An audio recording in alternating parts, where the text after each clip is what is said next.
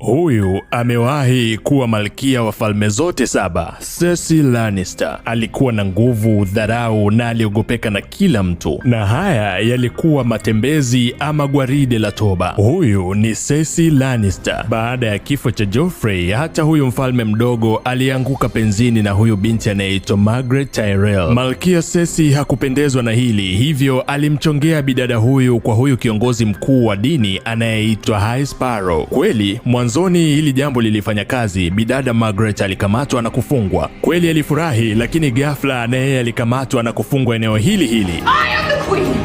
I am the queen. Have you lost your mind? Yalikuwa ni malipo ya ubaya wake. Aliteswa, alidhalilishwa, alishindishwa njaa na vyote ambavyo alifanyiwa Margaret alipitia, na baada ya yote alikubali kutubu dhambi zake mbele ya huyu kiongozi. High Sparrow alikubali, lakini alimwambia ni lazima ataitumikia adhabu. Walikata nywele zake zenye rangi ya dhahabu, heshima yake yote iliondolewa. Alikubali kuwa hatima yake, lakini hakusahau sura hata ya mmoja aliyemtesa, kwa sababu wanasema Lannisters always pay their debts. Ilifika siku ya adhabu, kutembea uchi katika mitaa yote ya King's Landing, tena akiwa uchi, huku viongozi wakimfuata nyuma wakisema neno moja tu, shame ama aibu.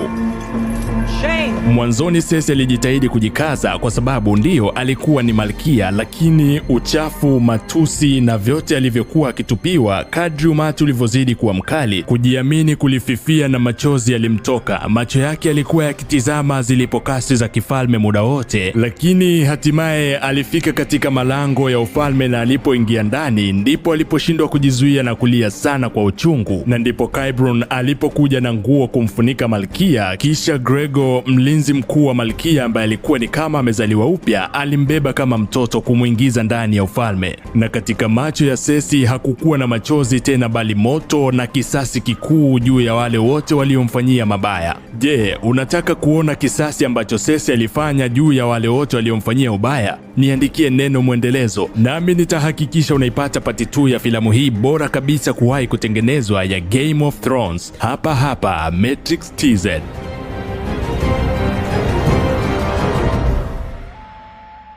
Huyu amewahi kuwa malkia wa falme zote 7. Cersei Lannister alikuwa na nguvu, dharau na aliogopeka na kila mtu, na haya yalikuwa matembezi ama gwaride la toba. Huyu ni Cersei Lannister. Baada ya kifo cha Joffrey, hata huyu mfalme mdogo alianguka penzini na huyu binti anayeitwa Margaery Tyrell. Malkia Cersei hakupendezwa na hili, hivyo alimchongea bidada huyu kwa huyu kiongozi mkuu wa dini anayeitwa High Sparrow. Kweli mwanzoni hili jambo lilifanya